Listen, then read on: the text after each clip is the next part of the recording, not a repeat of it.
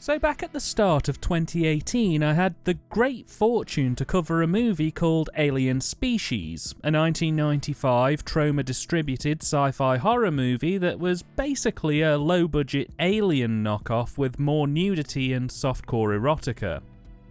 It was pretty much memorable for only two things: the total and utter low quality of the production on display, and the fact that in the space of less than 12 months, two movies got released, both called Alien Species. And, for the longest time, I always wondered if both films dealt with similar themes, or whether they were drastically different pictures. So today, we're going to address that. 1996's Alien Species is a shot-on-video sci-fi movie that's frankly quite a bizarre watch. Not necessarily because it's a good movie, rather the way the budget's been spent on this film is just really odd. The producers seem to have gone all in on funding explosions and, for the time, quite expensive CGI, alongside a pretty decent soundtrack and a couple of medium-name actors. But because they went all in on those elements, it means basic things like set design, costumes, and even the method with which they shot the movie have all gone to the wall. This is a movie that chose to fund some car explosions over shooting on actual film. And, as you'll see shortly, these weird choices in production have drastically impacted the film's marketability. For starters, the plot's all over the place. In part, I think because they didn't really do a proper job of script editing, or maybe they couldn't afford a script editor, I don't know. And in part because the film is an hour and 31 minutes long, and I'd say at least 35 to 40 minutes of this is just solid padding. So I'm going to try my best to be coherent here, but it is a struggle, so please do bear with me. The film opens as we follow two scientists in an observatory called Max and Holly. The pair are monitoring the skies for signs of intelligent life, and things are going pretty slow. That is until Holly spots something on one of her radars. A large cigar-shaped object has entered their field. The pair become worried when they realise that the ship is attempting to block being seen across all radio wavelengths, and become even more concerned when they realise that the images they're seeing are on a 20-minute delay from NASA, meaning that both NASA and the government have probably already been briefed on this by now.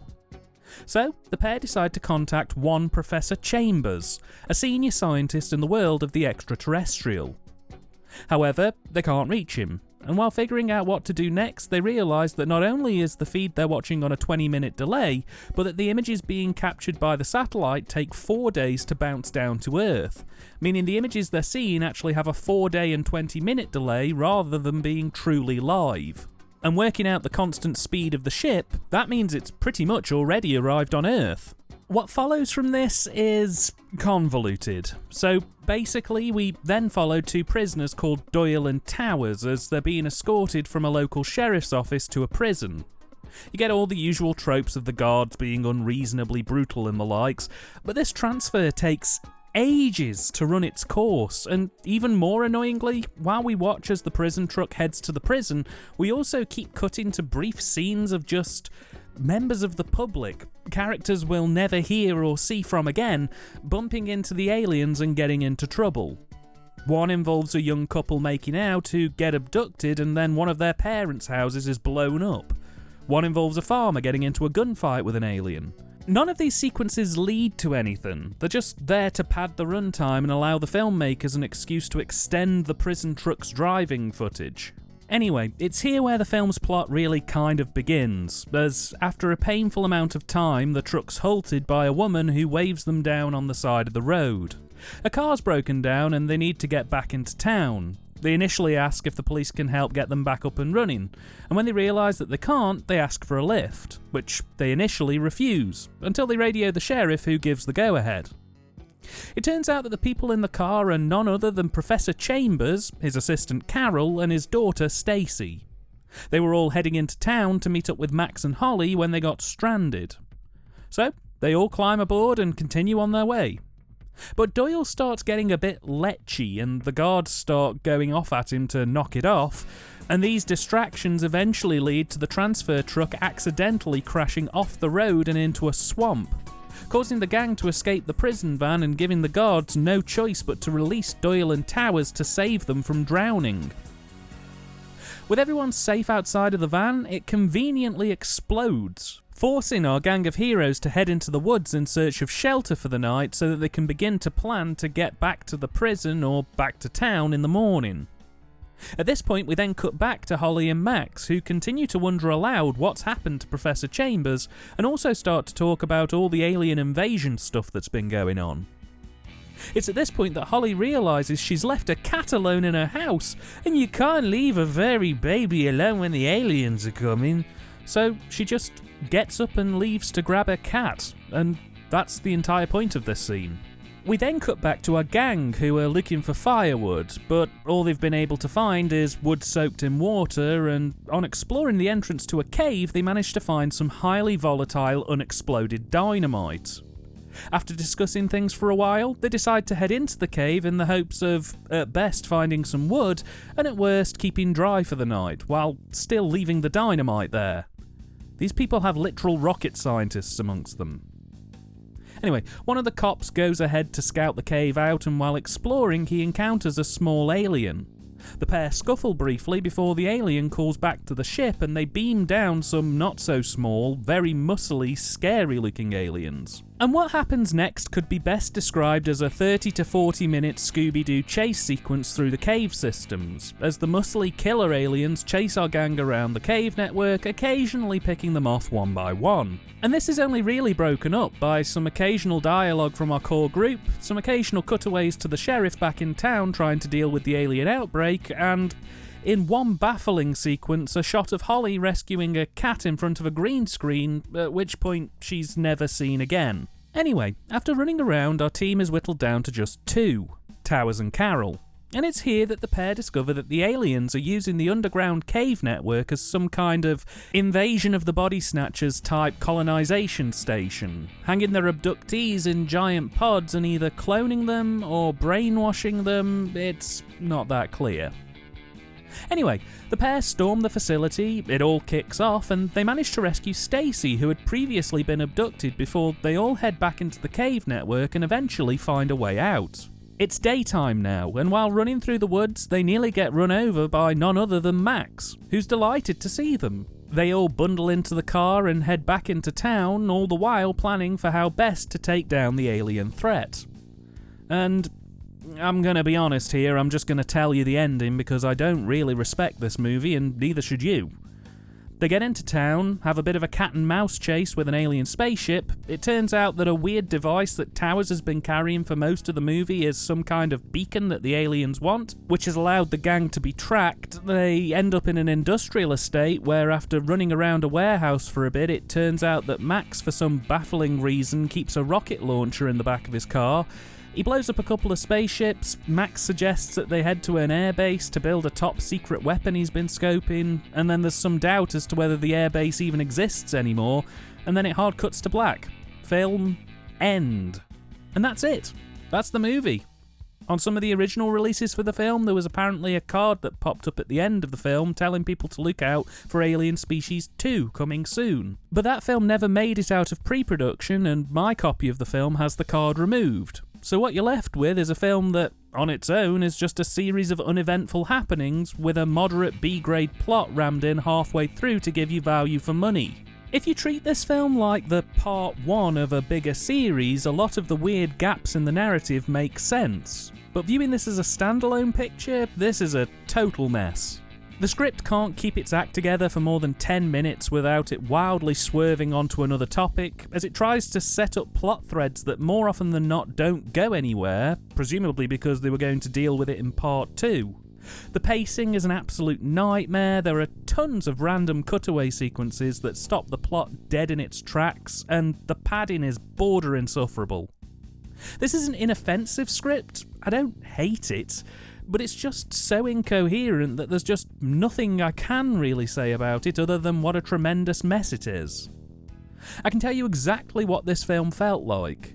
The opening of the film kind of reminded me of a much, much lower budget version of the intro to the 1995 Alien Species.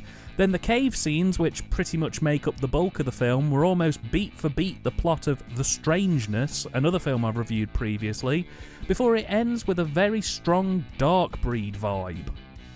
And I'm not kidding here, the last 10 minutes of this is just total bullshit. They give up any semblance of reality and just decide to make stuff up as they go along and hope that they can wing it enough to get it to the credits. It's painful. The dialogue's stilted, it's not the worst I've ever heard, but by no means is it good. A lot of it's purely exposition driven, with characters just spewing reams of plot that they either couldn't afford or couldn't be bothered to shoot. It comes across as wooden and poorly crafted. I'm usually pretty strict with spoilers, but the writing on this script is so bad that you can instantly tell who's going to make it to the end of the film and who's going to die, because all the characters who are going to make it to the end get super long monologues explaining their backstory and feelings, whereas everyone who's going to die basically gets a few lines about their personal lives and maybe a couple of decent one-liners before being bumped off. It's that kind of painful in places. The script was written by Nancy Neubauer. She has 7 writing credits and her last feature was in 2006. And all of them look to be about the same quality. I imagine had she been writing for a single project rather than being briefed to write for a multi-film project, she probably would have been a bit more consistent. But yeah, this is not her finest hour, I think it's fair to say. Since 2006 though, she has worked on several specialist web and TV projects, her last being in 2018, so she's still pretty active. On directing duties we have Peter Maris. He has 16 directing credits with titles such as Delirium and Phantasmagoria. His last credit was in 2007. And on the direction front, it's not the worst I've ever seen, but I just find the entire arrangement on the filming front bizarre. The choice to shoot this on tape rather than film has severely limited just how good Maris can make this film look. It doesn't matter how many houses or cars he can blow up, it doesn't matter how many thousands of dollars went into the CG. It still looks ultra cheap because it's using tape stock as its base. I mean, I know the 90s were a bit of a Wild West time for filmmaking, but whoever decided that stunts and explosions were more important than presentation really needed their head wobbling after this blunder. Despite the format choices, the direction is relatively clean. It's a bit murky in places during the cave sequences, but it's clear that Maris knew what he wanted to shoot and how he wanted to present things, and in that regard, while being a little shaky in places, it's tolerable. He just has so many obstacles working against him, like having alien costumes that were clearly just Halloween masks, or sets that were supposed to look like observatory monitoring stations just looking like apartment rooms with some computer monitors dumped in them. Or the occasional dodgy bit of green and blue screen work. It's an ambitious shoot, but it feels like they've put their money in the wrong places here, and it's resulted in direction which, while passable and does have their distinct mark from the director, is ultimately underwhelming when it had the potential to be so much more. By contrast, the cine for SOV is actually pretty solid. Sequence structure may be a bit off, but we have a variety of shots used here, and they've taken the wise choice to bathe as many of the shots of the aliens as they can in darkness. You often only see shadows or low-light shots of them, probably because they looked awful when fully lit. Some reasonable use of coloured lighting gels to add to the spaceship and lab vibes helped the situation quite a bit. So yeah, I think I'd be quite confident in saying that the cine is probably this film's strongest element. Performance-wise, it's bad. Not insufferable, but pretty bad. Everyone's reading their lines like it's the first time they've seen the script, probably due to the lack of a firm hand on the direction front. Most of the cast do appear to be a bit aimless on set, or rather they're appearing to be winging it. Hoke Howell does an alright job as Professor Chambers, though his role is a bit of a nothing role. He doesn't really do much apart from act as the wise old man for about 10 minutes, and then he spends 20 to 30 minutes running around the cave network without much to do at all. Charles Napier as Sheriff Nate is a good, solid role, and he has some decent moments, but much like Holly, at some point in the film he just suddenly stops being in it, probably destined to turn up in a sequel that never happened. As for the rest of the cast, it's border porn quality acting. It's just so bad. So bad. And finally, the soundtrack. It's an electronic sci-fi soundtrack, and it pretty much does the job. I mean, this film was made in 1996 and it sounds like a score that would have come out about 10 years earlier with tons of farting and whooping synth stings, but it does the job for a film like this. It sounds like a quality series of recordings. Nothing that'll blow your socks off, but definitely one of the better elements of this film, and it's used quite effectively for the most part. Alien Species was produced by American Interactive Pictures and was released direct-to-video in 1996 and DVD in 1997. My version came as part of the Nightmare Worlds collection released by Mill Creek in 2006. All of these are now out of print, and at least according to Amazon, the cheapest version I can find at the time of recording is around £40, which is just insane. I wouldn't pay £4 for this film, let alone 40.